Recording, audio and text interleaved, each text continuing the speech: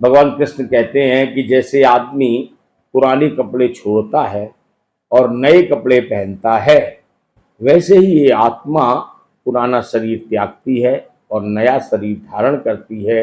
यही जन्म और मृत्यु है। हम आप शरीर नहीं है, आत्मा है, और हम आत्मा शरीरों को ऐसे ही बदलती है,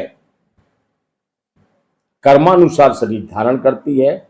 जब एक शरीर की प्रारब्धि समाप्त हो जाती है तो उस शरीर का त्याग करके फिर अन्य कर्मानुसार जब तक मुक्ति प्राप्त नहीं होती है तो कर्मानुसार दूसरा शरीर धारण करती रहती है। यानी हमारा सफर ऐसे ही चलता रहता है।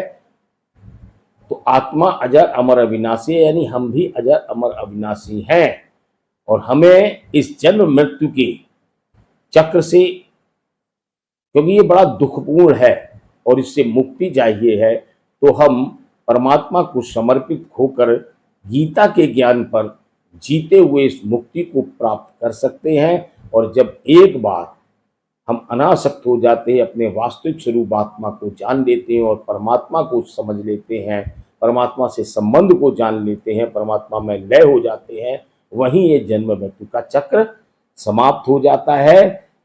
तो जिस प्रकार जब ये शरीर छोड़ते तो ये जिसे मृत्यु समझा जाता है कि उनके जीवन का अंत हो गया, ये अंत नहीं होता है, ये अगली यात्रा होती है। तो मृत्यु शोक का विषय नहीं है।